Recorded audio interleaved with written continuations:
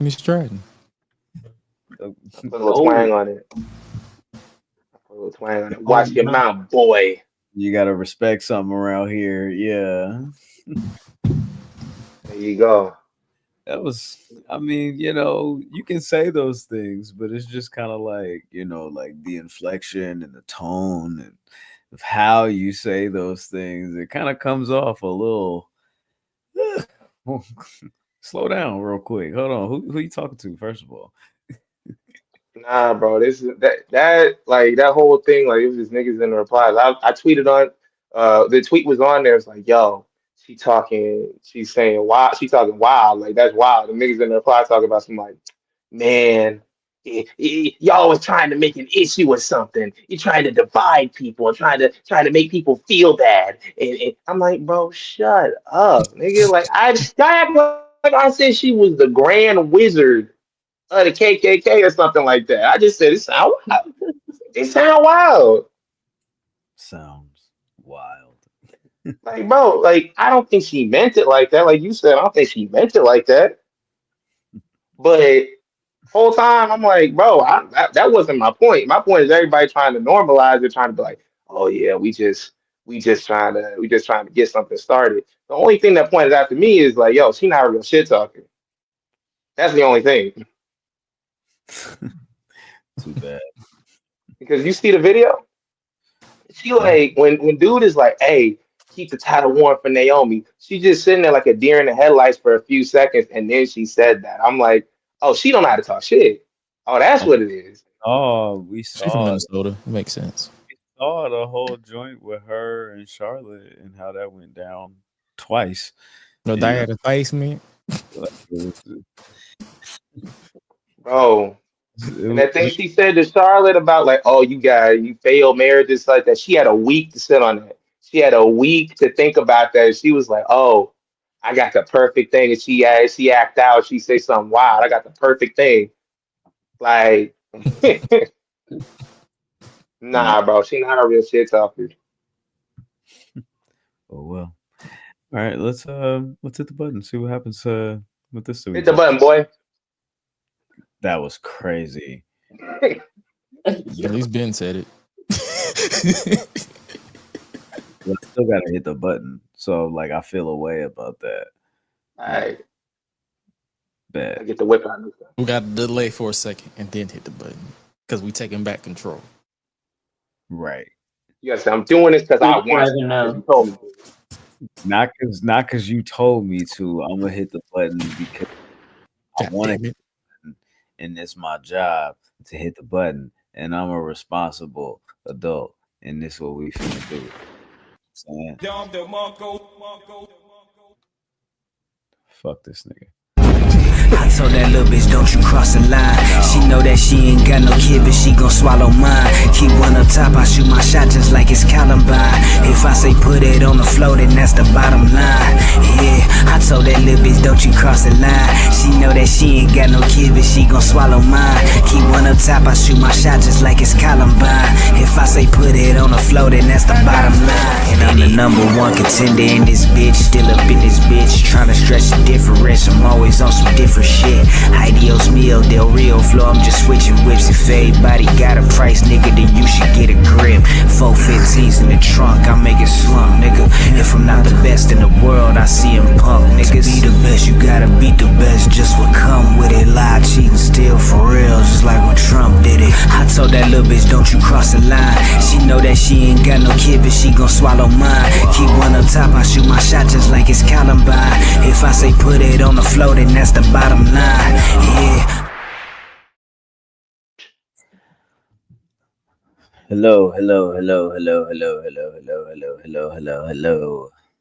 Ladies and gents, beautiful people all around the world. Salute to you. We are back. This guy's got a championship. Put that down, dude. Announce the champ, boy. Put that down. Come on now. This man comes back for 2 weeks, 2 episodes, and he starts feeling himself. Okay, so ladies and gentlemen, people with jobs, people without jobs, middle class, upper class, high class, all that. Cat, snakes, chickens, ducks, elderly people, and twerkers. We present to you another episode of the Public Enemies Podcast. This is episode 364. Gresh has got a tube of airheads. What is going on here? Don't worry about it. All right, bet. I won't worry about it. But how are you, sir? I'm knocking shit over. All right, cool. I'm good. It's, I'm not as hot as I was last week. I'm not as hot. I'm still hot, but I'm not as hot as last week. I thought you said hi. I was like, but yo, you gotta make him CJ. Gotta make him his absence. Oh, well, I think he's on my way to he's on his way to my neck of the woods. So we might get high if I run into him. I ain't recorded. I want to see. Yeah, well, he might record me because if I smoke what he smoked, I might forget. So he might have to record me. Yeah, but no, it's Gucci over here. We got the weekend off, so I'm not complaining too much. I'm probably gonna throw something on the grill, not because of this alleged holiday, just because I'm hungry. Oh, so y'all not gonna trap me into celebrating a white man's holiday. Our holiday was last month. We're good. Yeah. I like that. Cujo, what's going on? Man, I slept all day, bro. I worked a lot yesterday, so today Lucky bitch. I'm going to sleep. You say that like you don't fall asleep every like 5 seconds. This is true. I'm washed. My bad. Like come on, you can't even survive SmackDown, bro.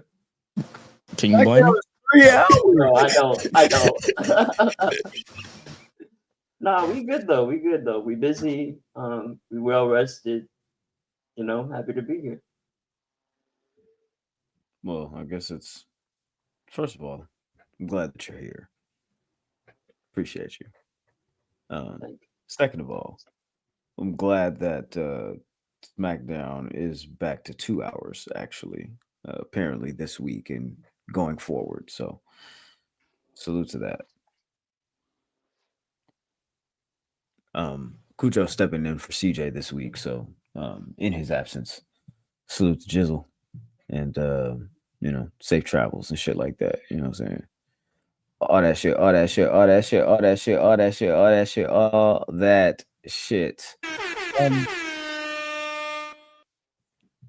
Respectfully, let's go ahead and kick it off. I don't know where do I want to start things with. We've got bang.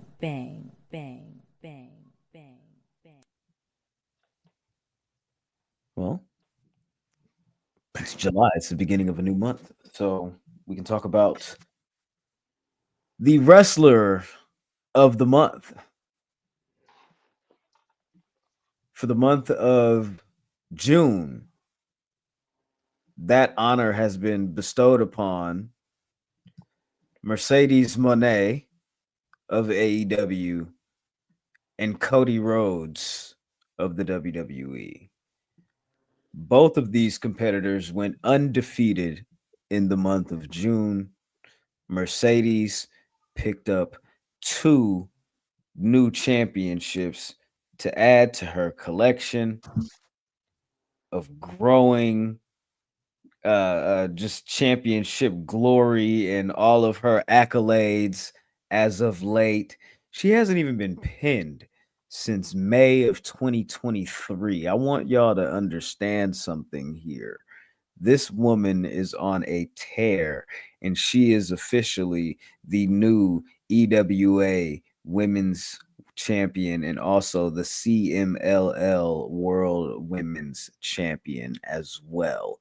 Cody Rhodes, on the other hand, went undefeated in the month of June as well, scoring victories over John Cena and Logan Paul at the Money in the Bank when he teamed with Jey Uso, and then entered into the King of the Ring tournament where he defeated, who was it in that fatal 4-way? Damian Priest, Shinsuke, and Andrade, and then he went on to defeat Jey Uso and Randy Orton to win the King of the Ring 2025 and the right to face John Cena in the main event of SummerSlam at MetLife Stadium this August.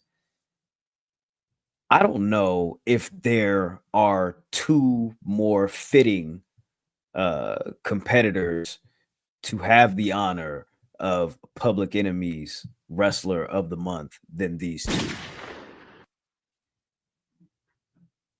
I can't be mad at it. This is Mercedes' third time. Yeah. Nah, This bro. is Mercedes' third time as Deserved. of the month. Like, She gonna match her belt soon. she don't lose, bro. Like, I don't know what to tell y'all. Like, be mad, stay mad. Mercedes Hogan, nah, it's a Mercedes Omega. Mercedes What are you Omega. talking about, bro? Yeah, she is the beginning and the end. She is the sunrise and the sunset. You feel me? The world revolves around the CEO at present moment. She's the Beyonce. She's the alpha. There you go. So Y'all be all right. Oh yeah, of course. Add the Cody Rhodes. Cody Rhodes gonna be in the Street Fighter movie. That just adds to the aura of being That- public. Not, I was about to say public enemy number one, but wrestler of the month, bro. Yeah. I'm not trying to say we got him this role by putting this in there, but I'm just saying. They're gonna have to cover that ugly ass neck tattoo. I can't wait. They're definitely going to cover the neck tattoo, and I don't know, man. Him with the hair. That's what I'm looking forward to. It's gonna be crazy. It's gonna be crazy. As you know, Roman Reigns has also been cast in Street Fighter as well as Akuma. I'm looking forward to clean shaven Roman Reigns. That's gonna be very interesting. It's gonna be, unless they put him in the latest release where he had a gray beard. there you go. There you go. Or they could just do like they did with Henry Cavill in one of the movies and just like use CGI to take all of that off. Just have it look weird as fuck. Yeah. It's crazy. I don't know if you really want to do that, but hey, man, movie magic. And speaking of movie magic, while those two gentlemen are going to be in Street Fighter, Mr. Dave Bautista has booked one of his dream roles. He is going to be in a rom-com titled The Romantic. And this man, Batista, is going to be a romance novelist. He is going to write these romance novels secretly under the name Francine London. So he's going to be writing romance novels under a pseudonym as a woman. And when his secret is threatened, he hires a woman to pose as him at a convention, and it leads to all types of complications, comedic hoopla, this, that, and the third. This is something that Batista has wanted to do. So this role is going to be very interesting to see how flexible he continues to be as an actor. Ben, go ahead. What were you gonna say? He's either doing shit like Stuber or he's playing in movies that are like super highly rated, like Dune and Cabin in the Woods and other stuff like that. Or it's like, there's no middle in between. He's really taking chances with what he does. And that's why when they asked her, they're like, yo, you trying to be the next Rock? He's like, man, I want to make good movies. I was like, all right. He hasn't let us down yet. So I'm just hoping like he gets cast in I know he wanted to play in the DCU, and I think he wanted to. I think he's like said that he wanted to play Bane like a long time ago, but he's too old for that, and he doesn't want to play like action roles anymore. So they'll find something good for him. That's interesting. I like how his character is basically a Wattpad writer. Yeah, pretty much. That's pretty fun. Yo, I want to see him play in a movie where he writing like y'all know who Quan Mills is? Mm-hmm. You know who Quan Mills is? Okay. Quan Mills, okay, I've been waiting to have this conversation with y'all. Quan Mills is this guy, he writes these books, right? He's a black dude, he writes like romantic romantic books and stuff like that. And the books be titled like crazy shit like My Baby Mama Getting Fucked On by the Grinch, or the or Thought Grandma. And there's a bunch of other books. Let me look them. Let me look them up. Brother, Another talk. you are on a time. I did not expect okay. this to go the This way is what I that want to talk about. This guy- Bro, I'm gonna say, you know what? If whoever in the chat, y'all know who Quan Mills is, y'all, that's cool for you. I'm gonna text in the group chat. I'm gonna text Graham the titles of these books, but it's crazy shit. Read up on Quan Mills. Yeah. Usually these type of stories are blamed on the wife, but I feel like this is not the wife's fault. Bang, Nah, bro. bang, This nigga is a bang. menace. They call this nigga evil Tyler Perry. It's crazy. there's an eviler Tyler Perry. Which I'm about to one say Tyler Perry kind of evil, but all right. y'all is grabbing the remote and throwing on Love Island? You know what I'm saying? Like that's the real question. That show is on every day. I didn't Bro. know. Now The let's top go. whole book is this hoe got roaches in her crib. This man is a visionary. What is wrong with this nigga? We need to strip you of the championship just for that. Like, It's not even Ben's fault. I'm blaming the writer. Roaches, Pastors eat pussy too. roaches, My baby mama is a loser. roaches. Killed by my wife's side nigga. Get out of TNA thoughts. The funny Tax thing season is, thoughts. calm yourself down. the funny thing is, you say this evil Tyler Perry. That sounds like some shit he would write himself. There is a bonus episode on the Patreon. It is hype versus talent. We had a conversation between the guys and myself last month before we had a little team meeting, but just as a little exercise, we discussed some of the AEW and WWE roster in a hype versus talent discussion. So if interested, please go ahead and tap into patreon.com/public enemies and check that out. Now, no, we're not going to go back to the Love Island, but I would like to delve into that and the Quan Mills stuff at a later date. However, review them both for the Patreon, bro. That's great. We should definitely just have an extended conversation about that aside from today. Yeah. I'm probably gonna regret that. No, it's okay because those are exciting.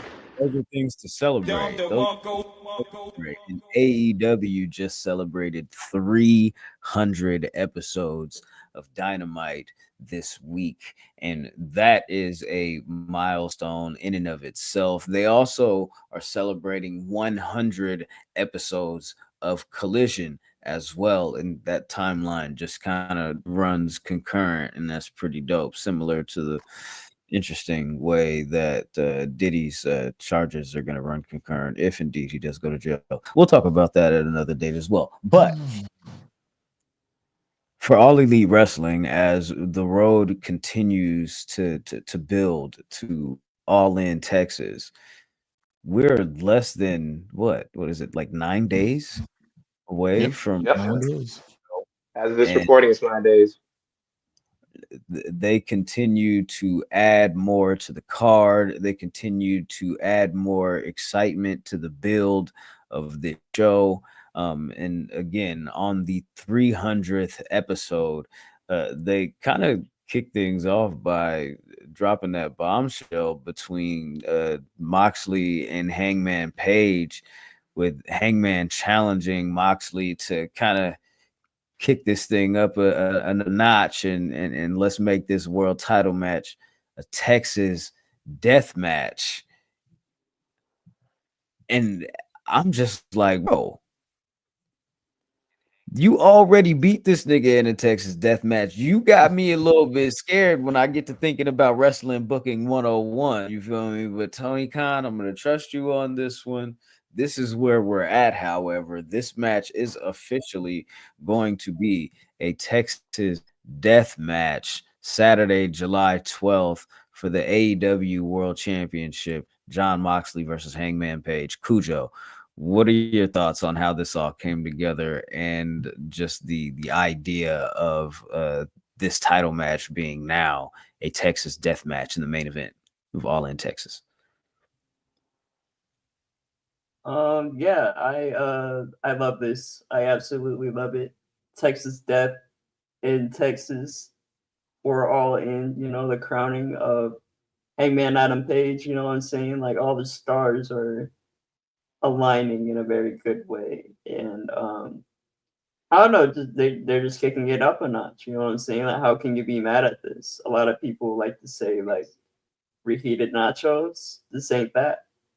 This is like, damn, I haven't had this in a long time, but I remember how I felt when I had it the first time. So I'm looking forward to it again. It's like Dunkaroos.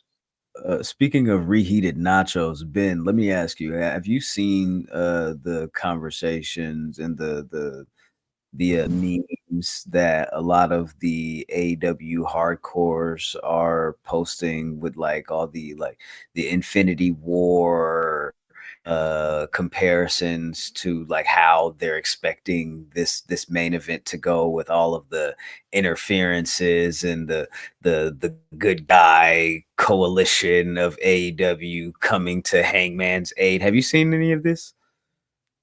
No, I haven't seen it, but I definitely believe what you're saying. And I think like the main event will be definitely overbooked.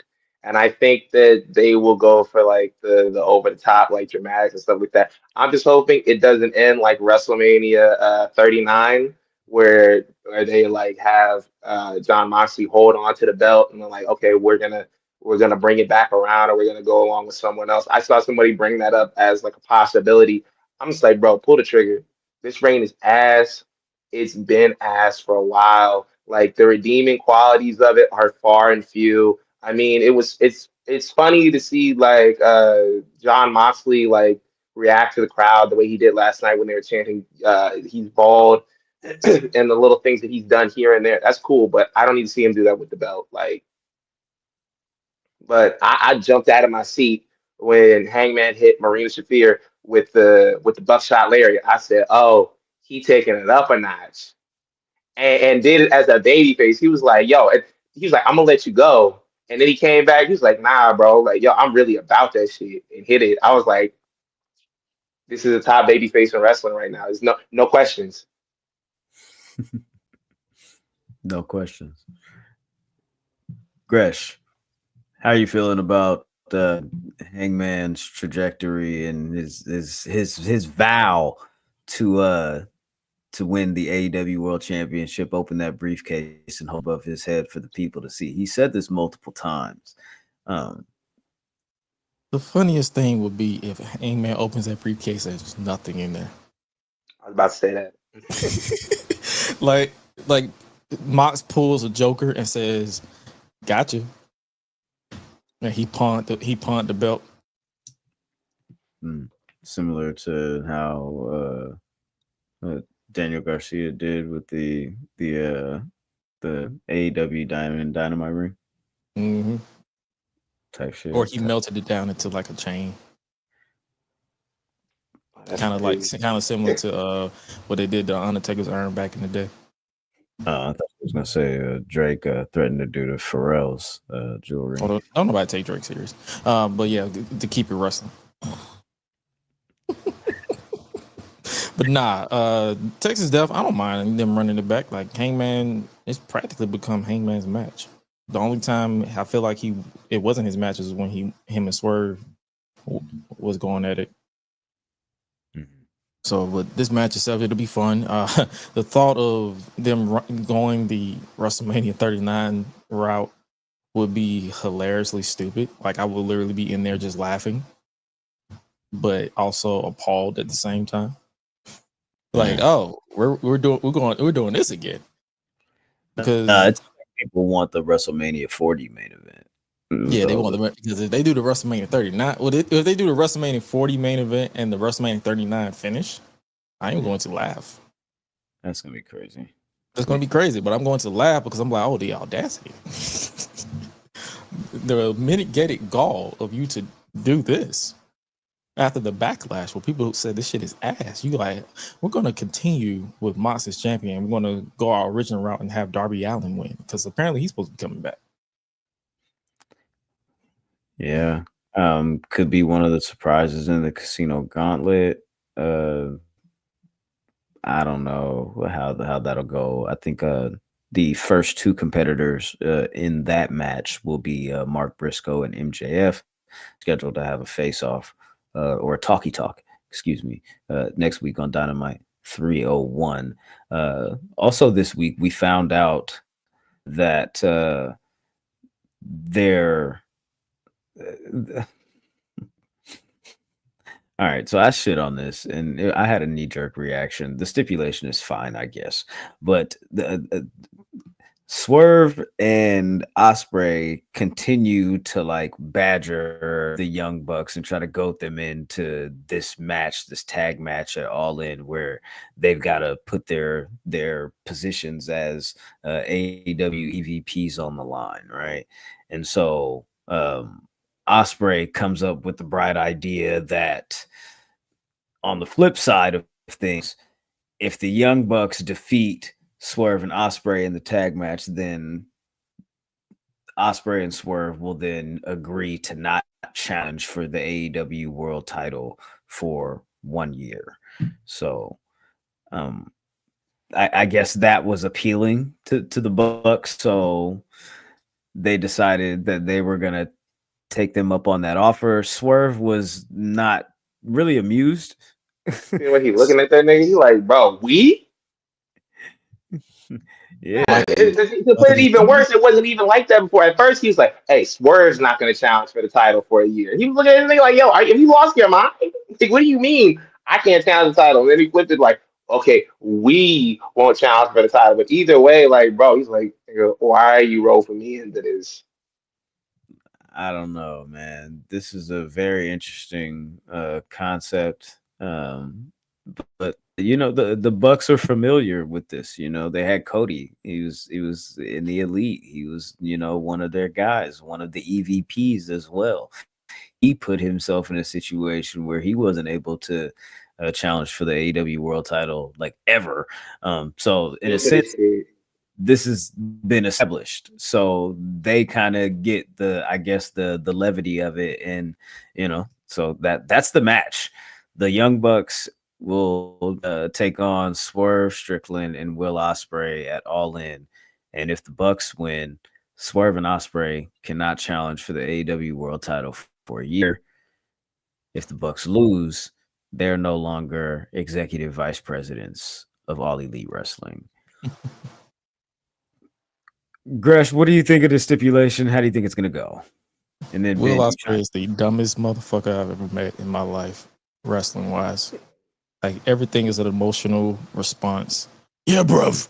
Yeah, bruv. We can do it. We can do it. No, the fuck you can't. Just stop assuming, please. God damn. You assume too much. Like, damn, he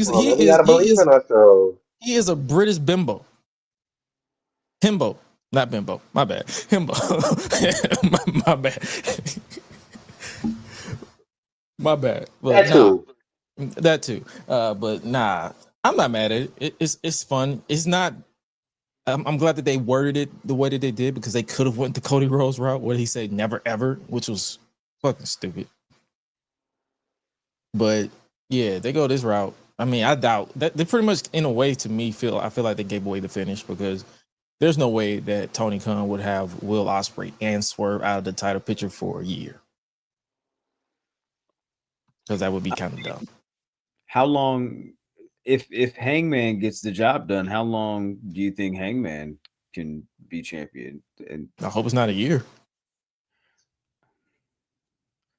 I need these people to start believing in short title reigns. 6 months max. I give it 8. 8, yeah. Okay, so if they could keep them out of the title picture for 8 months, and then at some point Hangman loses to a heel, then you can throw one or both of them in the Owen next year. They can win the Owen, and then they can at All In next year challenge for the title, and maybe that's the path for somebody like Will Ospreay to win and get himself back to the AEW world title picture by the time they get to All In when they return to London in 2026. Do a countdown too. That'd be crazy. Do a countdown to be like, yo, I got like 4 more months until I can challenge for the title. So like y'all be ready, and then just like keep going and going. I mean, they could flip it. I mean, but as far as like back to Hangman's reign, if he does have the title and if it's like for however long, I need them to treat him more seriously than they did the last time that he was champion. Because the last time he was champion, he just felt like they would put him anywhere on the card. It wasn't the main event. It wasn't the top story. He didn't get like the top story or the main event really until they were like, "Hey, we're gonna put you in here with CM Punk," and then that they elevated that to like the main event status. I just need them to put more respect on Hangman's reigns. Got you. Cujo, let me ask you this. If indeed they do go this route, do they risk the opportunity to miss a window with Will Ospreay as far as height of popularity, momentum, and shit like that? Or do you think that they can build to and continue on an upward trajectory with Will Ospreay and make him champion, and it won't seem like it's too little too late? No, I think he'll be fine, honestly. Like, he just recently like turned 30, so he's definitely gonna be there for like the long run. I don't think he's really gonna like lose his spot ever at all, even if he does turn heel. Which I don't think they should do until after he is crowned world champion. But yeah, I think he'll be fine, honestly. Like, if they can carry out the Death Rider storyline as long as this, and like have it feel like it lived like a couple different lifetimes, I don't really see why they couldn't do a year-long storyline of Will Ospreay being like, "Hey, I'm gonna be out probation here soon." Each like match or like whatever, like each outing is just gonna be closer to that, and then I can imagine like Swerve going off and doing his own thing and challenging like maybe like a Kenny Omega for the unified championship if he's still champion, because I feel like that match is gonna happen really like at some point. Yeah. That's an interesting perspective on it. When you think about Kenny Omega and you think about AEW, like it's he's synonymous with the brand. This guy popped back up on Dynamite after he's been gone for a couple of weeks to come to the aid of Kota Ibushi, who had a nice little main event banger with Okada on the 300th episode of Dynamite this week. He was unsuccessful in his attempt to defeat Okada, but after the match, he suffered a beatdown by the Don Callis family, and Kenny Omega had to, come and rescue his boy, his golden lover. You feel me? What I'm talking about? And now Kenny Omega is back on AEW TV, and they've got another week to build to this unified championship match. I'm like, okay on the build, for it. It's whatever. They're going based off of aura alone. Like, they're not trying to pretty add much anything to it. But again, I feel like Okada has wrestled up to the moment. Him and Ibushi had a dope match, and so I feel like, again, with the stakes that are on the line, with the prestige of the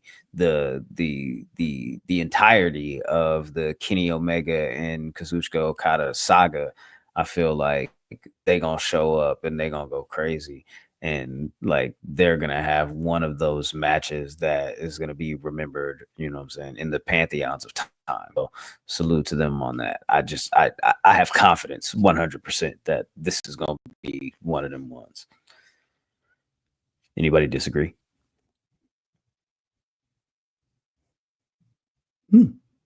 Fire. No.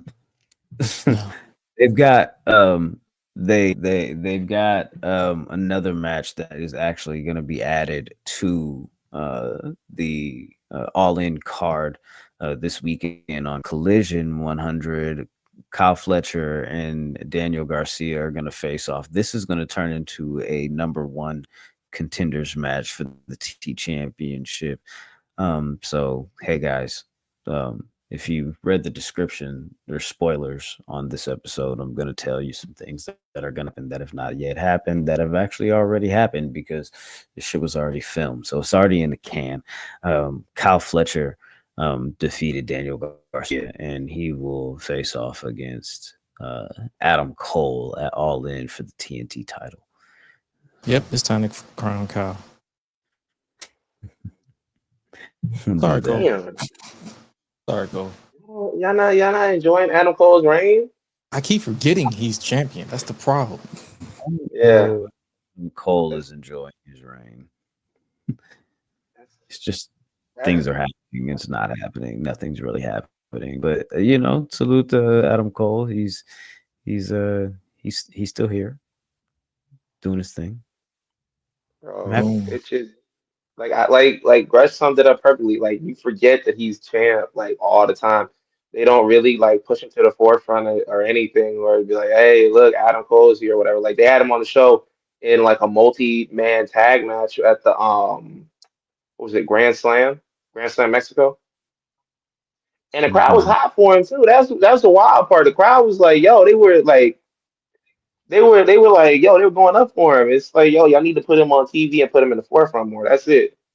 Because he can go crazy. He know it, but they're not really just showing him love on his reign. I think it's probably also had to do with the fact that they're nervous about him too. Like, they don't want him to go full crazy, and then something happens.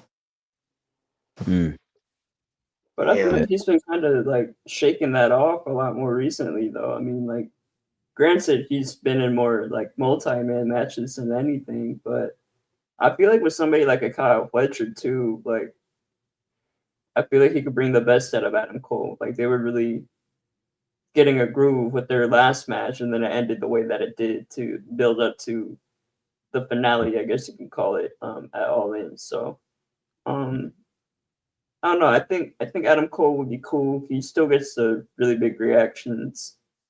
But it's just Kyle Fletcher's time either way. Like, it wouldn't matter who's champion because it's Kyle's at the end of the day.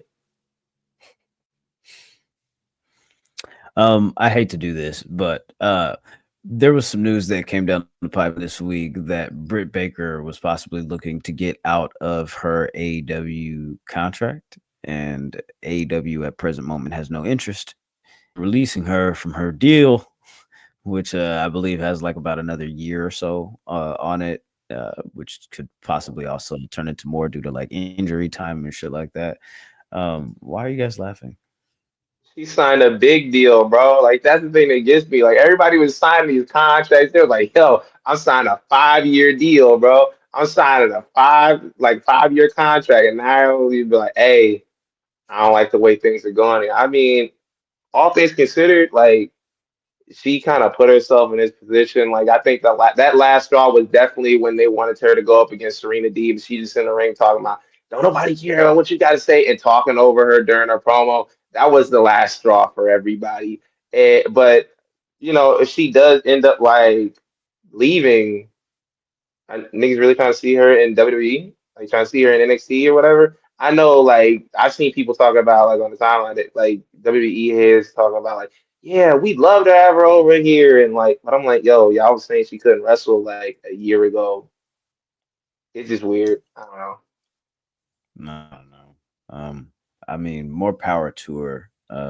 Go where they say go where you're celebrated. You know what I'm saying? Not where you're tolerated. Water bottles, all that.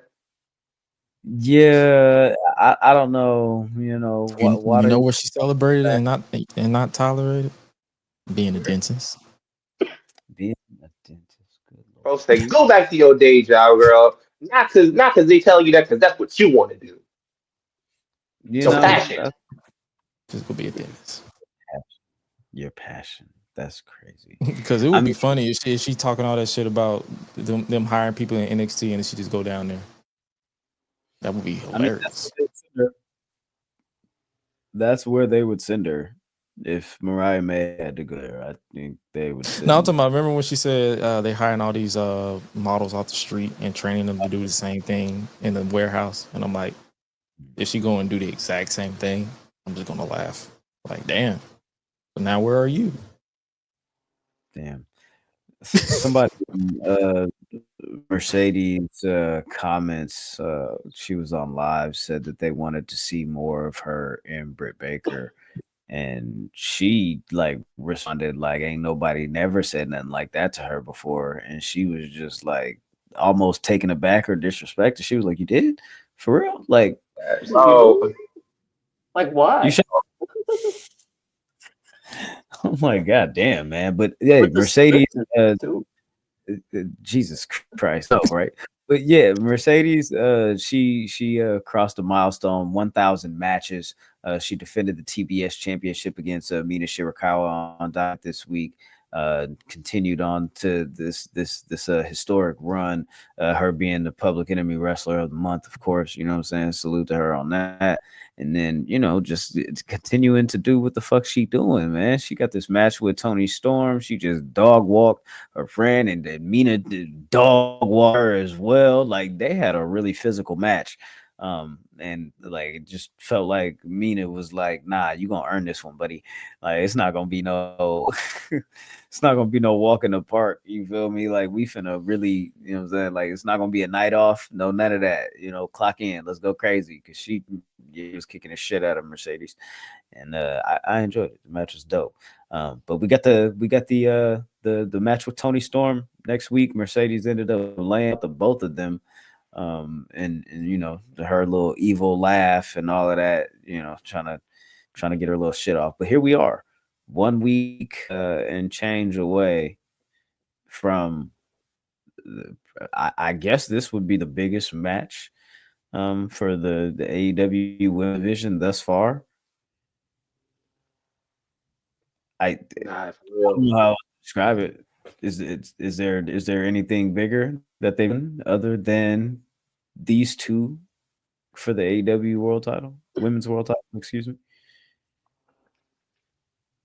Like we said before, like you could either put the belt on her, she could win it, or you could have her lose and have it be her first defeat. Either way, the match is going to be really good. I've enjoyed the program up to this point, and I feel like they've been really like showcasing both of them and really just letting Mercedes Moné be the heel and come into her own, and not like make her look like like a chicken shit, like oh, I'm gonna run away, like type of heel, like every time. Like she comes back and gets the punches in and everything else like that. So I like that they've been having her strong. They've had like Toni on the ropes, but she's also been holding her own. There's no weak force in this in this type of rivalry. And so like either one you could see as like if they got the victory, you're not gonna be like, man, she was booked like shit all the way up looking like why are we doing this? Like both of them can win and no one will be mad.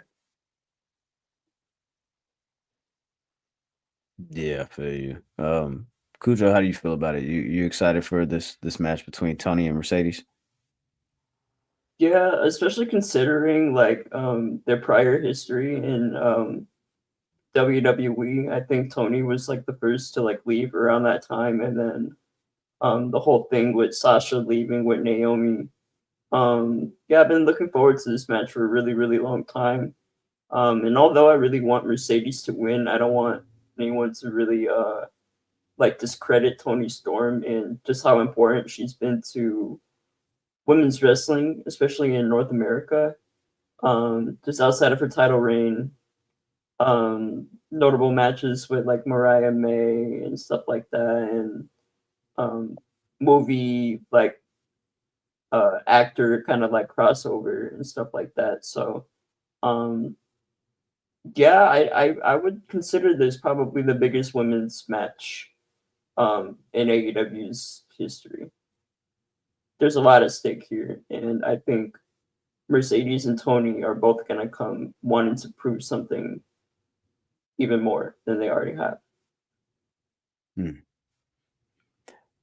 Gresh, how many times have you seen Mercedes wrestle live? I've seen her wrestle. Damn. I think this will be my first time seeing her wrestle live. You think? Okay, is it? Yeah, I think so. Because every show that I've been, because every show that my first wrestling event was AEW, and then that was when Cody went through the flaming table. I'll never forget that because I kept calling him stupid the entire night. And then when I started going to WWE shows, she was long gone. So this would be my first time. Yeah. So First time seeing her live. My second time seeing her wrestle. I was at that Raw taping in, I think it was December like 2018, 2019, where the McMahons came out there and were like, you know what, you guys are right. We're gonna put the power in the fans' hands and yada yada yada yada yada. Blame everything on Raw. Yeah, Sasha had a match that night against Natalia, if I'm not mistaken, and she lost. She tapped out to the sharpshooter. And so this will be my second time seeing her wrestle live. And I really don't want to see her lose again. I want to be there when she wins. And I want to see some good shit, nigga. You want to hit that CEO chant twice. Man, bro, I'm telling you, P. So I'm like, I'm a little nervous. You feel me? I'm a little nervous, but I'ma just, I'm suspend disbelief. You feel me? Suspend disbelief. But we gotta do predictions next week, and I gotta be honest with myself. So salute to them. But I'm excited for it. So there's that. When it comes to women's wrestling, the WWE is started the build on Evolution, which is coming up here also next weekend, July 13th, that Sunday. More spoilers for that event, to be honest with you, are coming right up, because we'll get to this and we'll get through this, and I won't waste your time too much. But Evolution is coming up, and they have indeed begun the build. As you know, the NXT Women's Championship is going to be on the line. JC Jane will be defending against Jordan Grace. And actually, this week on Raw, it was made official that Io Sky will be defending the Women's World Championship against Rhea Ripley. And this was her choice. Oh. She was given the opportunity to choose who she wants to wrestle, and it's going to be Rhea that she chose. Ben, you're booing. You don't like this choice of Rhea versus Io? Bro, I feel like every time, like, yo, she has like a short rivalry. I wasn't like a big fan of the whole thing with Raquel, but it was something different. She wasn't going after a title. It wasn't like, yo, mommy's always on top. All that whole thing. It was just her, like, and Raquel just like beating the shit out of each other. I was cool with that. And it just feels like it's either the title or nothing. Triple H got an obsession. And I swear, like, everybody be acting like this is how Bianca Belair was booked. She got one title match for the first time in like over a year. And he was like, I'm just tired of always seeing her in the main event. But doing backflips for Rhea Ripley. And I'm not like dogging Rhea Ripley or nothing like that, but I'm like, bro, do something else.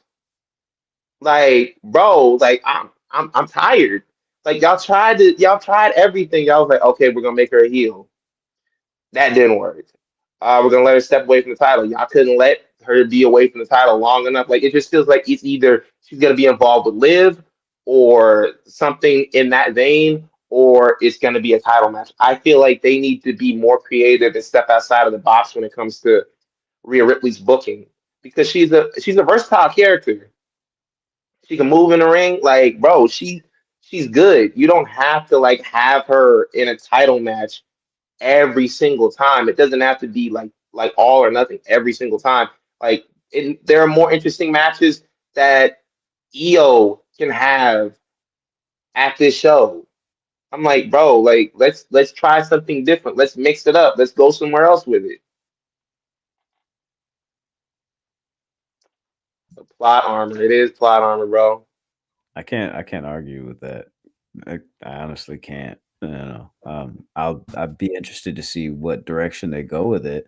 And if EO can, get through this, this mountain of like how they perceive, Rhea. But I agree with you though. I think that Rhea is a more flexible competitor, and there's other shit that she could be doing, and they could be investing a little bit more time and stock into EO as champion.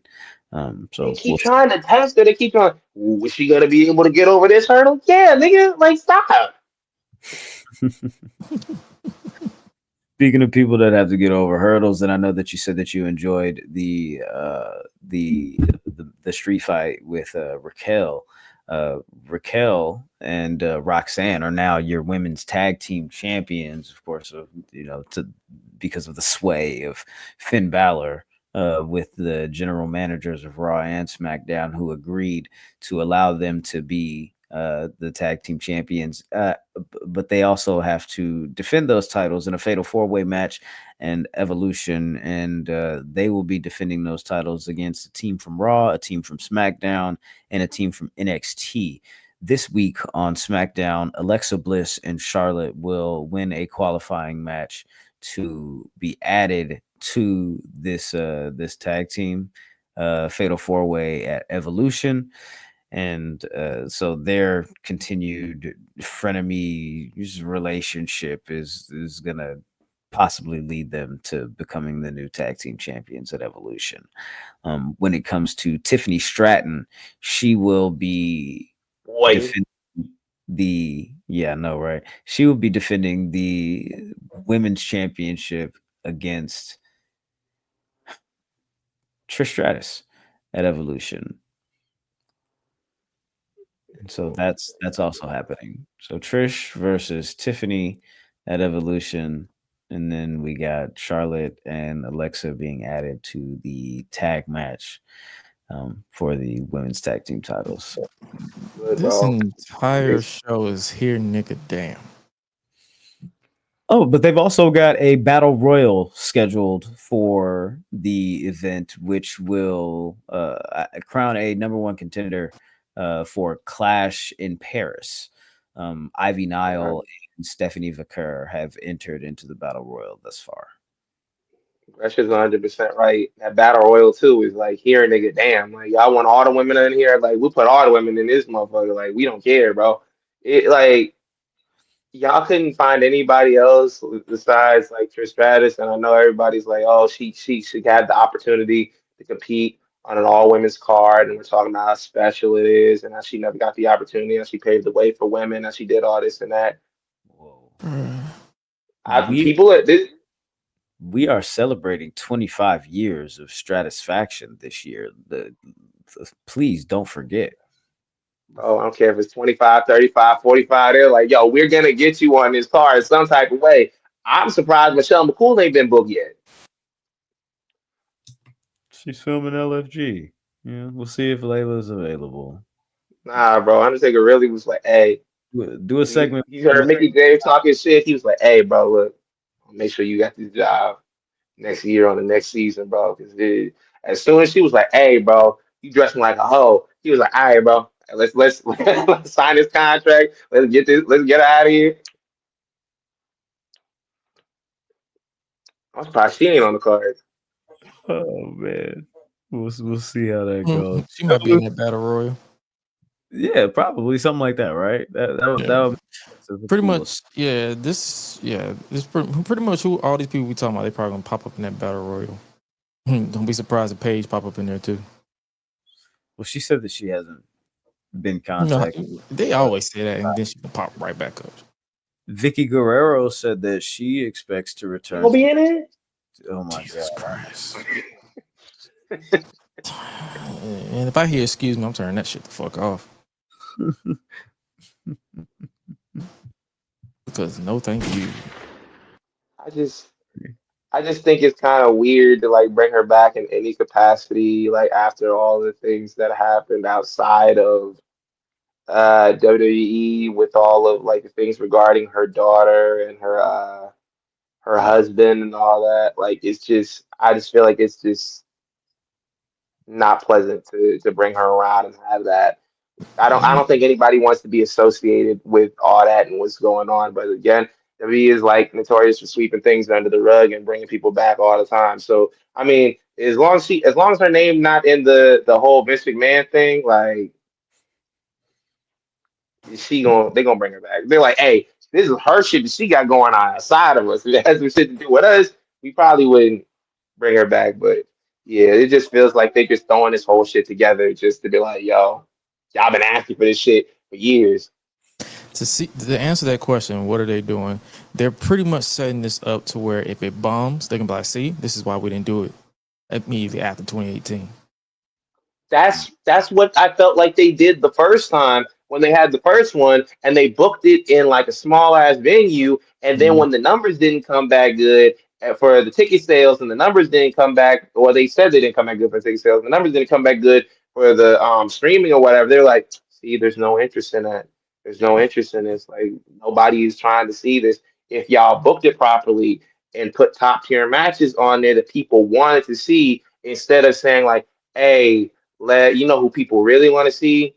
Niggas really want to see Vicky Guerrero. Niggas really want to see Trish Stratus. Niggas really want to see whatever, like a battle royal or whatever. Y'all are not doing this in the fashion. It doesn't feel like it's in like. It doesn't feel like you're like honestly booking it as something like that you would want to see yourself. It's just like, well, who's free? Who we got? Let's throw this shit on there. It just, I don't know. Because I can't pinpoint in a single storyline that reel me in. Real talk. Well, you gotta allow things to breathe. You gotta let them cook. A week. They're trying to. You wanted to breathe in a week. Listen, I'm being sarcastic. I know. I'm not like you saw how quick I looked at you. I was like, "That's what we're doing. We're gonna let this shit breathe in a week." All right. This booking for Evolution, I'm likely gonna watch it on the plane on the way back home type shit. You feel me? And just catch a vibe, and hopefully it's good. But I'm not really excited for how they're putting some of this together. It seems very like hastily thrown together in some aspects. The battle royal I don't really have a problem with. They did one on the first one, so it's just kind of like continuity. But as far as the matchups themselves, I wish there was a little bit more excitement, a little bit more fervor around the energy that they're trying to create for this event. So there's that. However, if they bring Vicky back, if they bring Saraya or Paige in, that's definitely some very controversial actions that they and someone who very familiar with controversial actions is one CM Punk, who just went to Saudi Arabia for the first time and is now. Hey nigga, my bad. I didn't mean to say all that, bro. I didn't even know y'all were really getting down like that. Oh yeah, that's my bad. That's on me. His apology. I apologize. Not only the fans but all of Saudi Arabia kind of caught in wind of a couple of writers and people who op-eds got their opinions on the hypocritical nature of this performer. But here we are with just CM Punk has now had his final match with John Cena, and what's next for the guy now that he's officially company man Punk?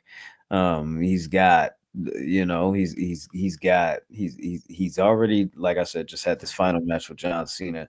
What's the direction for CM Punk going forward. Like, he was screwed out of this match in story by Seth Rollins, who, you know, vowed that CM Punk will never be world champion as long as he's around. And so they continued on with that. And on Raw, they kind of had this little, you know, situation where they kind of went at it for a bit. And then Seth Rollins went at it with LA Knight in the back. And then Punk and LA Knight had an altercation, as well as Punk having an altercation with Gunther. So, like, what's the best direction for CM Punk immediately going forward as we build to SummerSlam, in your opinion, Cujo? Yeah, I just gotta say he got a god hand waiting for him from Gunther at some point down the line. You're not just gonna shove the ring general down on his butt and not pay the price for it. So there's that. But SummerSlam, yeah, we're probably gonna get to CM Punk, Seth Rollins. Not the blow off. I don't think they ended there, unfortunately. They won't. They're gonna extend this all the way to like War Games. They're definitely gonna extend this way past SummerSlam. Gonna be some shenanigans or whatever. Who knows? Maybe we get Punk versus Gunther, and then very predictably, Seth Rollins cashes in at SummerSlam. Just like Randy Orton did many years ago. So that was gonna be my one. I was gonna say, well, he can take title off of Gunther, and then Seth cashes in immediately on CM Punk, and it's like, hey, adds like another layer to it of like just him just like fucking him over. But I feel bad for Gunther because it's like, bro, nigga, now what's for you? Where does Gunther go? He's gonna be able to hang his hat on being the guy that retires Goldberg. So, you know, maybe that'll hold him over for a while until they find something more interesting for the Ring General. I don't know. Great. I retired a senior citizen. Oh, how old is that nigga? Is he really a senior citizen? It's like 58. I think senior citizen starts at 55. Oh damn, nigga. So that and now your son disrespecting the business too. Gunther got to piece up his son too, because his son was like, "Hey, look, bro, this football shit don't work out. I'm gonna have to step foot in the ring as my backup plan." Like, nah, bro, don't let him talk shit on your profession, bro. Imagine you working somewhere and niggas like, "Hey, bro, if my job over here, like we working at the where we working." You working at Walmart, and niggas say, "Hey, bro, if my job at the bank, if that falls through, I'm gonna come here and work with you lame ass niggas at Walmart." You be like, "Hey, gotta take pride in my profession, bro. Scan this shit across the belt, and you gonna disrespect my job?" Gage will be accompanying Goldberg to the ring at Saturday night's main event. Piece that nigga up, bro. Finish what Bobby Lashley started. That's happening. Seth Rollins will be facing off against LA Knight at Saturday night's main event as well.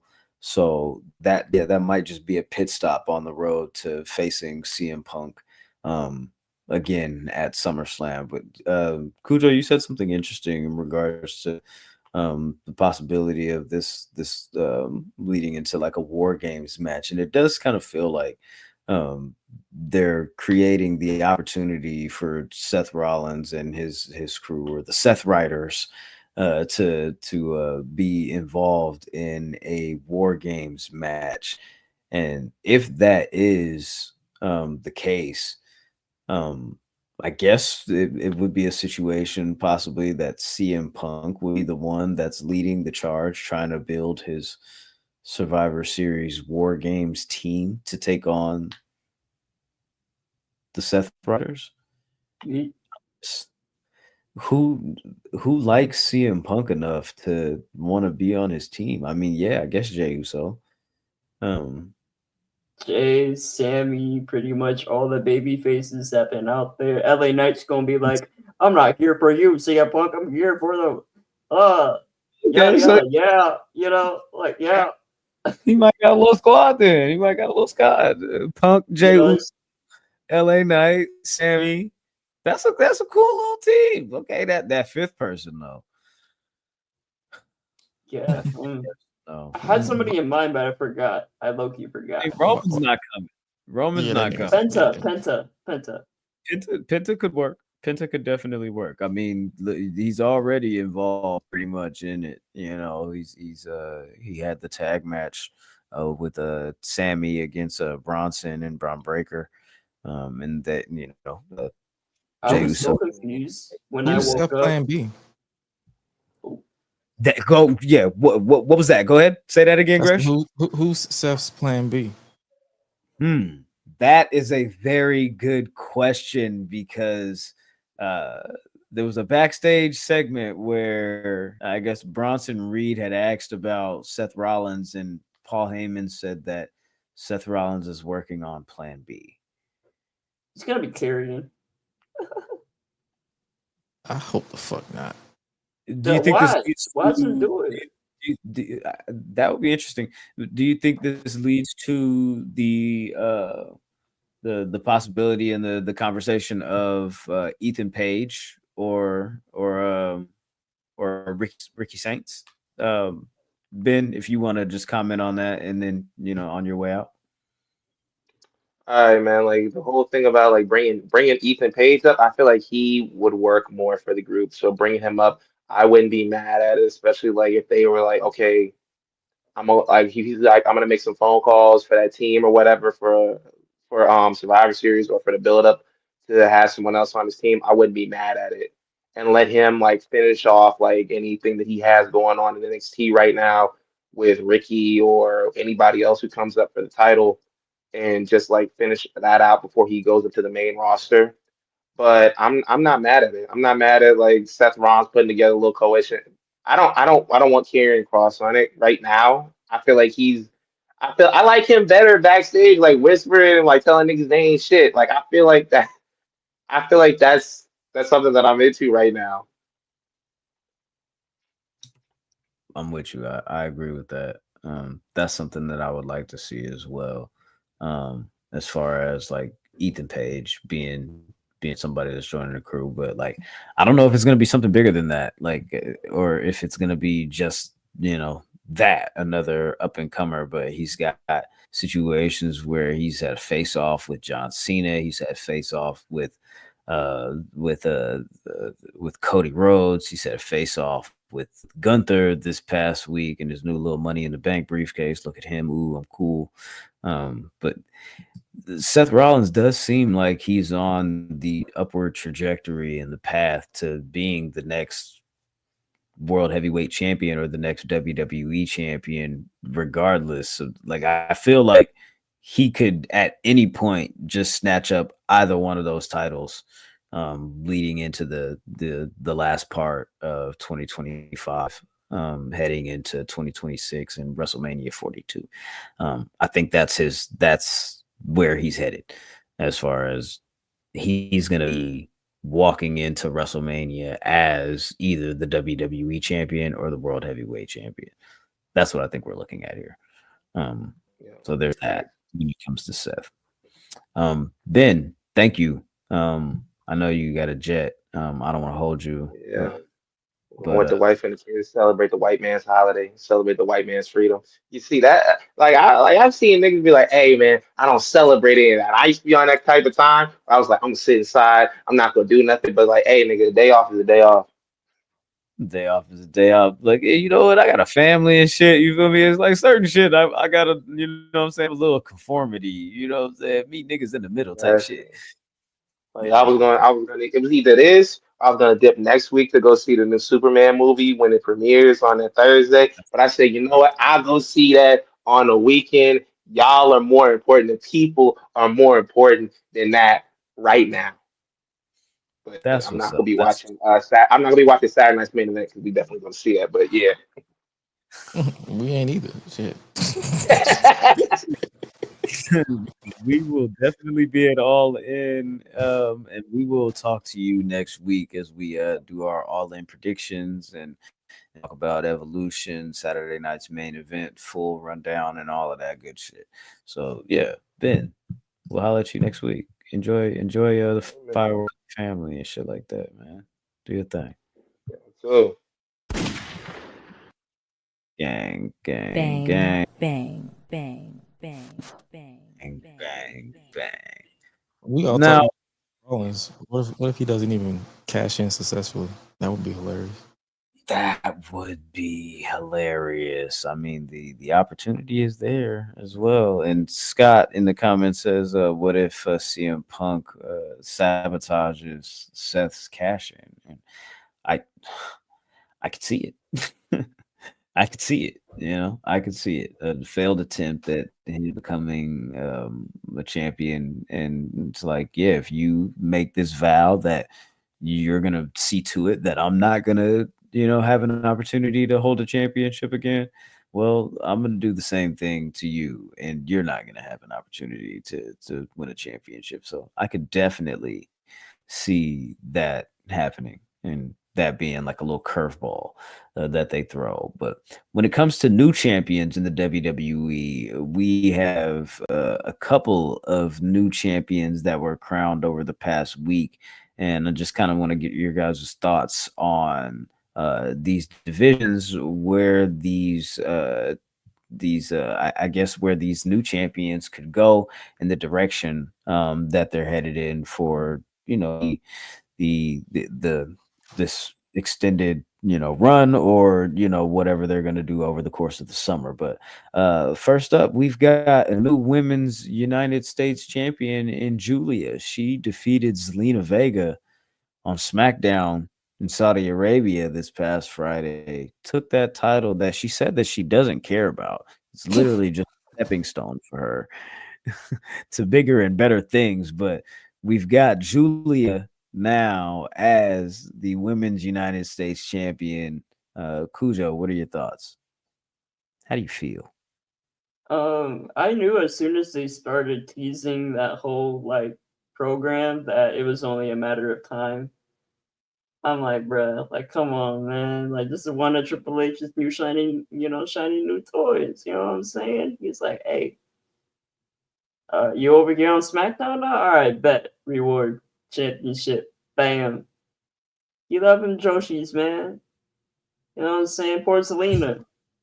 Poor Zelina, bro. It was only a matter of time, bro. Zelina didn't even get pyro. That's what told me everything I need to know about this reign.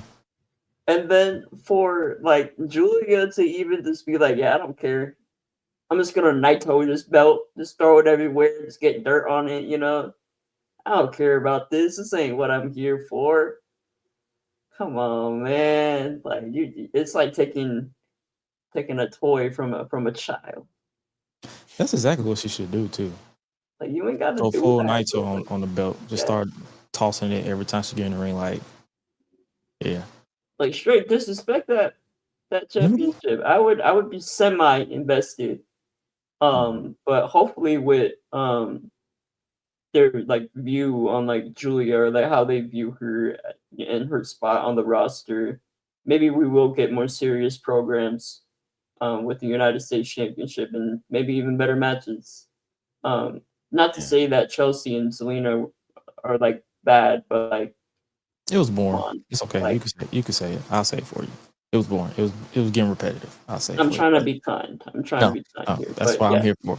Yep. No. Really appreciate that, by the way. So yeah, that's how I feel about all that. I'm with you. Gresh? I just said everything.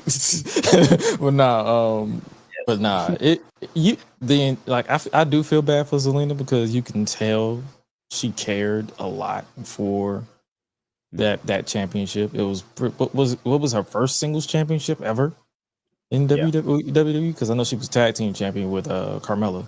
Congratulations to them, by the way, on the new baby. But yeah, you can tell that Triple H didn't even try with her. It was just she didn't get pyro when she wanted. It was she just ran up the ramp, and then it's when she came out, she was pretty much set up with that. Even the music, the presentation, the music sounded like the SmackDown theme song overall. I thought it was a continuation. I thought Meg dropped the second verse. Like it, 1, 5, 6, 7, 8, Zelina is the champion. Like it blended together. So the entire and they didn't even let Zelina build like interest into the reign. It was just like rematch with Chelsea, rematch with Piper, rematch with Alba Fire. Like it was not even an attempt to extend her reign. It was just like here's Zelina, here's the women's U.S. championship. Go do whatever.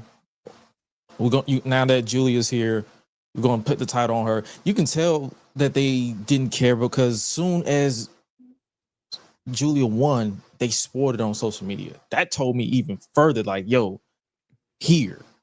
Like, you don't even gotta watch SmackDown. It's already taped. Giulia won, move on. That's literally how I felt. So, but we'll see how they go with this. I'm with you. Well, we'll see how they go with that, and we'll also have to see how they go with Solo Sikoa and his new collective, or at least his growing collective, rather. You've got JC Mateo. We saw the return of Tongaloa and the debut of Tala Tonga, former Leo, at Night of Champions, and a new United States champion when he defeated Jacob Fatu for the title. I thought, and I said that this is going to be one of the most insufferable and hilarious reigns that we've had in some time, because I just feel like Solo is really coming into his own. And whatever they've got planned for him as the U.S. champion, whether this is going to be for an extended period or if this is going to just be a short turnaround to throw the title back on Jacob, regardless, I'm for it. And here we are, here we are. He's got all of his goons. And I don't know, man. I don't know. I think this is gonna be hilarious. Salute to Solo. This is great. Say Tamatala and Tonga fast. No, I'm not gonna do that. Yeah, because I feel like we're gonna be casting a spell. You feel me? Yeah, I feel like witchcraft if I say it too much. I mean, like I just, I don't know. Yeah. I'm cool, man. I'm cool. Tala Tonga. What are we doing, man? Over under 3 months Solo as the U.S. champion? What do you think? I'll give it a month. Taking the under. Taking the under. Cujo, you taking the over or the under? 3 months as champion for Solo. It's gonna go over, man. Oh yeah, it is Triple H. He's gonna get funnier every time. Somehow he's gonna get like funnier every time he appears, and then people are gonna start loving him and be like, "Oh, I loved him the whole time." So this is gonna get over. Yeah, unfortunately, it will. Ironically, or like sarcastically, it's like it maybe does have the potential to get over with the audience. I'm like 50-50 on it. Like I would not be surprised if people started taking kindly to Solo Sikoa. But yeah, I don't know. Like his bloodline group looks very cursed. It looks like a really cursed version of the original bloodline, and I'm kind of scared. Jason Mateo don't have a neck. Paula Tonga is way too tall. Tongaloa is Tongaloa. Cursed. What do they do with Tonga when he comes back? He's gonna join Jacob and the Usos 4-on-4. There you go. Boom. Please don't. Eat nachos. Please. From my tag team partner of like the last 15 years. Yeah, because you're gonna be like, you're moving different. You're gonna team up with Solo and not Jacob, who was there with us. I don't know, man. You know the bloodline, they always fight with each other. Then they love each other, then they fight each other. Tama is definitely gonna go right back with his brother, because why would I go with the people I'm not related to? Because he's not even related directly to the Fatus. He's like, I'm just gonna go with my brothers. Or they'll probably tease him siding with Jacob just for him to turn. and then I can see that. somehow we'll end with the brothers versus the brothers. Yeah. Yeah, and then Tama Tonga is just tall. Yeah, for sure. I got it. Even though that's his name. That's what's funny about it. I think that's Tala is like his middle name. Oh, okay. Well, Nicoleo Tala, whatever his last name is. all right, well, hey, listen, they've got a really big family, so this story could go on for another decade if they wanted to be honest. It's just like it's too many people, but It's not his middle name, it's his actual name. But it's spelled different. It's Taula instead of Talla. Tala. Yeah, Tala. All right. Got it. All right. Well, there we are. Speaking of people that have new championships, new hardware, the Judgment Day have now won back the World Tag Team titles. They were joined with and by Dominic Mysterio after their championship win. They got pyro. Zelina didn't. But here we are, the Judgment Day Tag Team Champions, Intercontinental Champion, Women's Tag Team Championships. All of those belts are in the Judgment Day clubhouse now. Everyone has a championship. What does this say for this latest incarnation of the Judgment Day? And do you have any interest in Judgment Day as the tag team champions, Kujo? Like, how do you feel about them taking the straps away from the New Day and adding them back to Finn and JD? I mean, at least it was a good match. I'm not gonna lie. I was pretty excited when I saw that New Day would be defending their championships, but as equally terrified that they would lose, which they ended up doing. I don't know what that says about the New Day's like heel turn, but for Judgment Day, I don't know. It's just like Finn Balor just doing victory laps. Like, I don't know how much longer we're gonna do this shit. I mean, at least until Liv Morgan comes back, but even then, they're gonna extend that even further. I don't know really what's next for the Judgment Day, even though they all have the championships. Like, what are they gonna do that is so impactful next that I'm gonna care about it in a substantial manner? Like, okay, maybe like Raquel leaves and then Dom leaves eventually. We get Finn versus Dom. I can't say I care about that right now.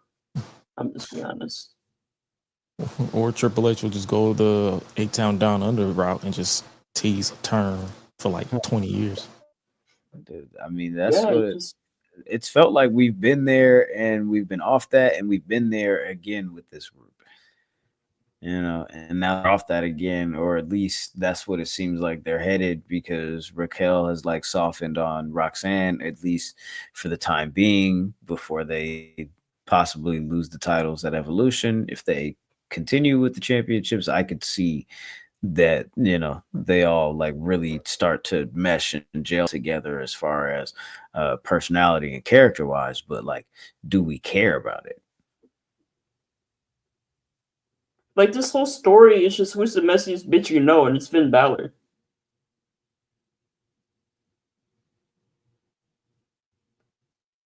Like, yeah, I just don't know. Yeah, nobody cares. Like, we don't. Where's the tag division, bro? There's like. That's why when Xavier Woods posted that video talking about, oh, the titles are going to go back to being props. They was props on you. What are we talking about? Yeah, this was their second defense, right? This was their second defense since winning those titles, second or third. And it's like, it's not even like a second or third within months. It was literally like second or third within like 2-3 months, a 2 or 3 month gap. Was booked better. Was the New Day's reign booked better than EO's is being booked, or are they booking EO better than they were booking the New Day as champion? They're both equally ass. like damn. it's like a situation of like which is being booked worse, and they're both equally booked worse. This company like books like they gotta hit the safety button. You know what I'm saying? Like they try new shit that they know is not gonna work. So they can be like, oh, can we go back to this thing that really worked? And we just get the same old shit. It's like I understand champions are supposed to be special attractions. I get that. But most of your champions feel like background characters on their own shows. Yeah, I've noticed a pattern where like you get a new champion, right? And they won't appear in a match for another like 2 to 3 weeks. Yeah. Why are they champion? How did they get there? Because they wrestle. Let them freaking wrestle. Yeah. It's not even just that. Like, and not lose. Make them feel important. That's my problem. Like, they can not wrestle and have the show revolve around them. Hell, Triple H did that in the 2000s where he didn't wrestle, but the show revolved around him. Yeah. Do that here. Do that here. Yeah. That's definitely what they should do. I mean, but I would definitely like to see a lot more focus on the Raw tag team division. Like there's teams over there. I just feel like they're just not really building anything around them. I feel like they likely I don't know, but it needs a shot in the arm because you got the War Raiders, you got Judgment Day, you got the New Day. You got Grayson and Austin if you so choose to get serious about them. You got New Catch Republic. You got the Creeds. Like there's teams over there that they could utilize, and they're just I don't know. They're not really interested in that. So I don't know. It's upsetting. Whatever. It is, and it's to the point where you just check out because you're like, nothing's going to change. You like, it's whatever. Like at least the SmackDown tag division, like we see these characters like in rotation, all interacting with each other. Whereas like on Raw, we haven't seen the Viking Raiders in forever. The Creeds are dealing with freaking European El Grande Europino, whatever. And then like you just have like whoever, like New Catch Republic. Where the hell they been? Main event. Pete had a baby, and they just said, "Yeah, we can put you on main event." Yeah, very much. And he came back with a haircut and everything. Like got a new look, refresh, and all that shit. See, the problem is they don't know that he got his haircut. You feel me? They still don't know.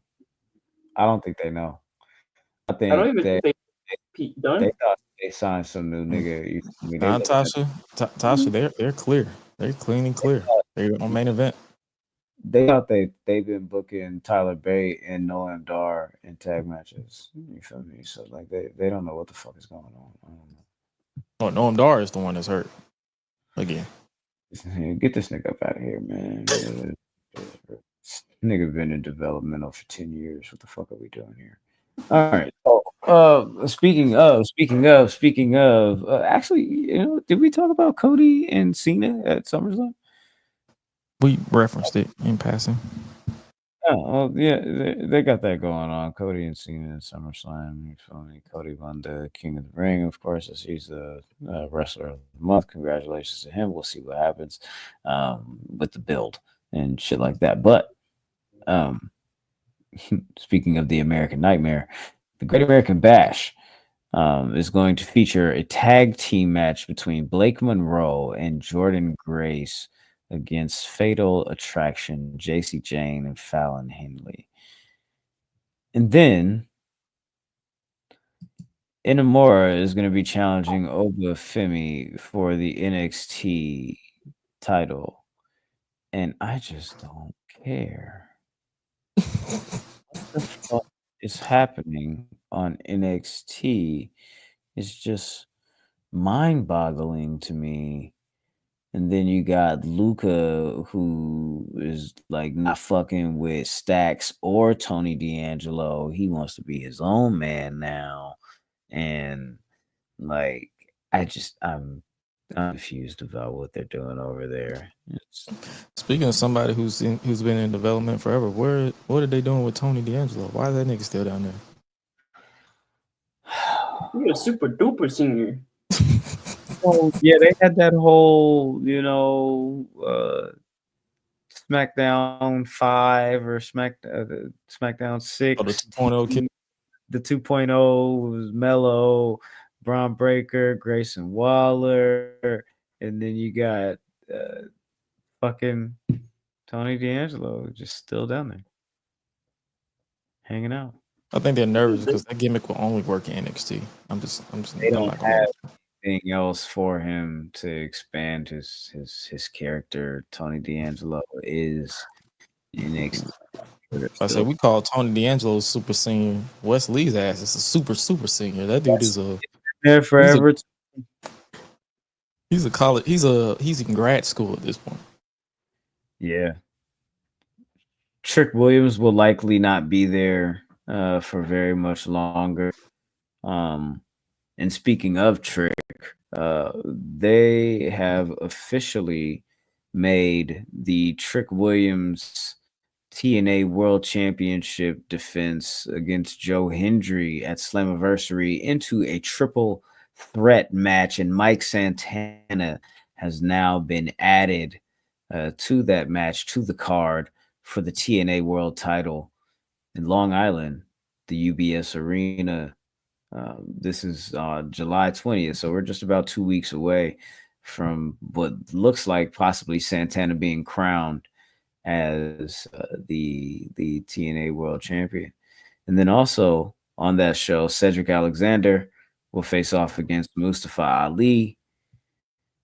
We've got the X Division Championship, Moose, or Muth, as some like to say, will be defending the title against Leon Slater, while there will be a tag team championship ladder match with the Rascals, the Nemeth, of course, defending against the Hardys and First Class, which I feel like it has the potential to be one of the better matches of the night, if not have the opportunity to steal the show.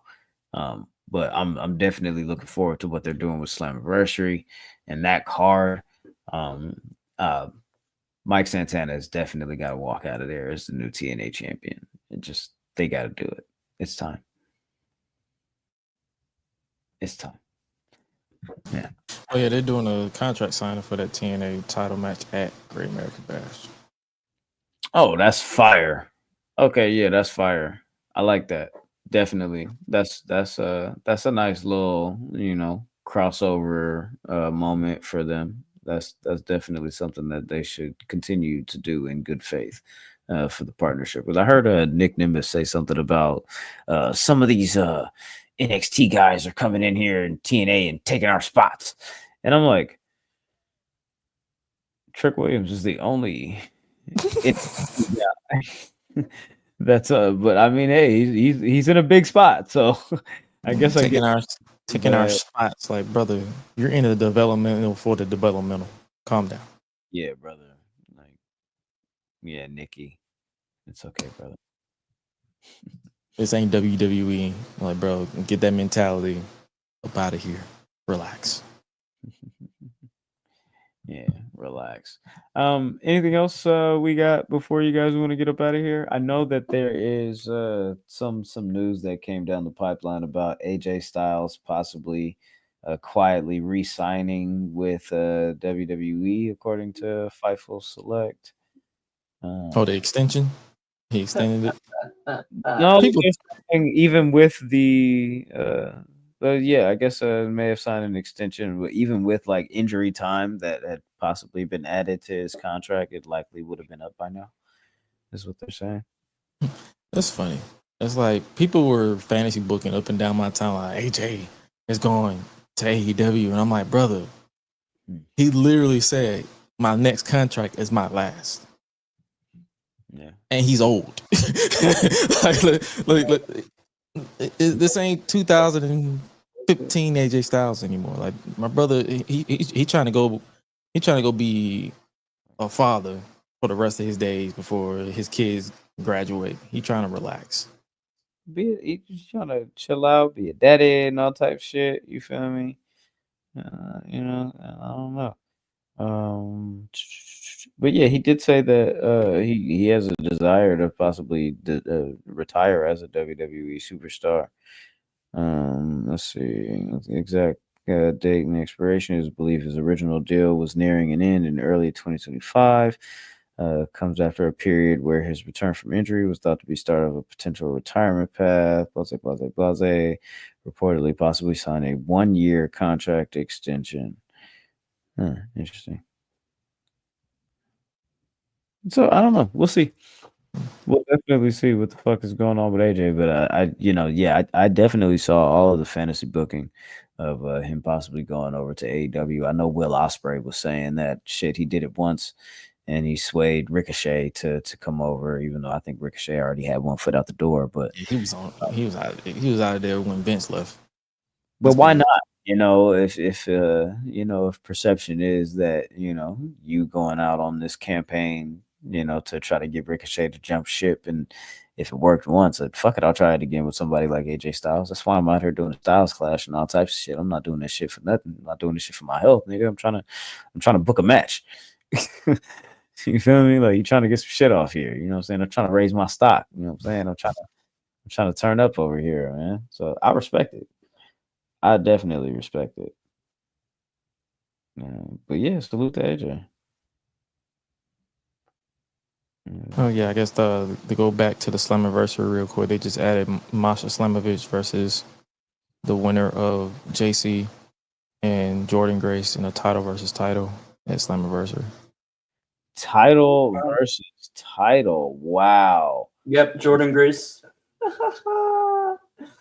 That would be interesting. Have Jordan Grace go back to TNA with her title just to lose it or to win it.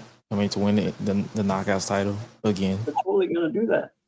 I think they should have Masha win it, and I think they should have Masha be the NXT Women's Champion. So have JC retain against Jordan, and then have her lose at Slammiversary, because I doubt they would hot potato the title like within 2 weeks.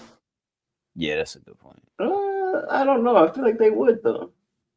Yeah, they would, but it would be kind of dumb. But they did with Roxanne, Giulia. This is true. This is true.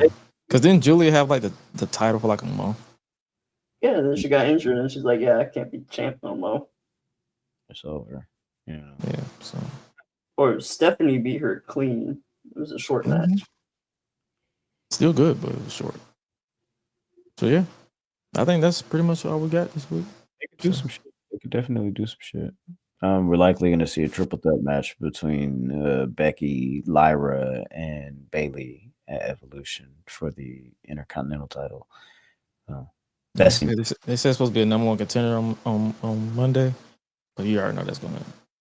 Well, yeah, they're doing another one because they already did that and it was a draw. Yeah. Oh shit.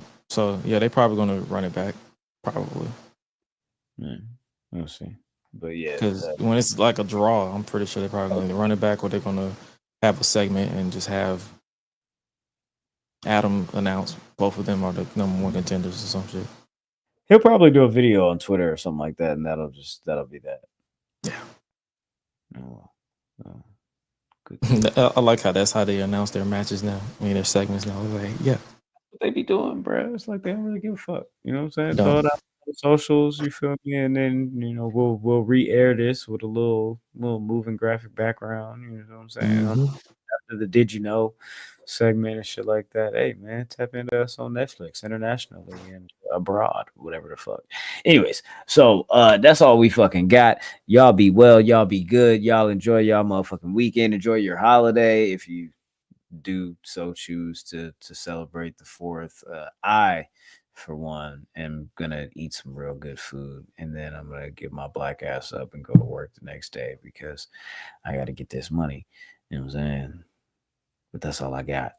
Make sure you're following the squad at Public Enemies HQ across all social media platforms. Stay tapped in, stay tuned in, stay dangerous, because next week we've got Evolution. We're talking Saturday night's main event. We're talking AEW All In Texas. We're talking the Great American Bash. It's going to be a hell of an episode next week, and I'm definitely looking forward to hanging out with you guys. So if you'd like to follow me directly at Oh My God Graham, beat me there, don't meet me there. We everywhere like air. Turn up. Cujo, please tell the people what's going on. Yeah, just stay tuned for more graphic design stuff. Kind of taking a backseat to editing to focus on that. So there'll be some new content up on the Public Enemy side of things and over on my side of things. Y'all can follow me on Twitter or X at Cujo Kev, and on Instagram y'all can follow me now at Cujo Wrestling. So I've recently rebranded over there. Got some new stuff up there, so definitely check that out. And I don't have a catchphrase, so that'll be all. That's fucking hilarious. Gresh, Unleash back this upcoming Tuesday. Yes, sir. So Gresh Unleashed was on a mini break this week, but we will be back next week, and in the week after that, we will be celebrating 6 years of the show because I kept tabs. I started it because of, I think, AEW Fight for the Fallen, one of those shows. It was tapped in, and I think I talked about it on the original incarnation. So we decided to, okay, that's when it officially started. So 6 years, one rebrand, 4 seasons, but we are definitely going to celebrate it some way, shape, or form on a Tuesday. We are also, speaking of content, Enemies Arcade is definitely going to be happening during Q3 of 2025. I'm working on a video right now because I glanced at my main YouTube channel that has been inactive for about 1.5 years now, and I'm like, it's time for me to address some things over there. So definitely good content is coming his way. If you want to follow me directly, at is Gresh, AO is Gresh, everywhere else that is not Twitter or YouTube, because at is Gresh is those two ats, but everything else is AO is Gresh. And yeah, make sure you stay locked in with this content, that content, all the content that we got coming your way. And if you're in Texas next week, say hi. Don't be weird, but say hi. Definitely don't be weird. Please say hi, but Don't be weird. above all, don't be weird. Because I will stare through you like you're transparent. And yeah, until next week. For Ben, for CJ, for Gresh, for Cujo, for the Public Enemies, salute to y'all. Take care of yourselves and each other.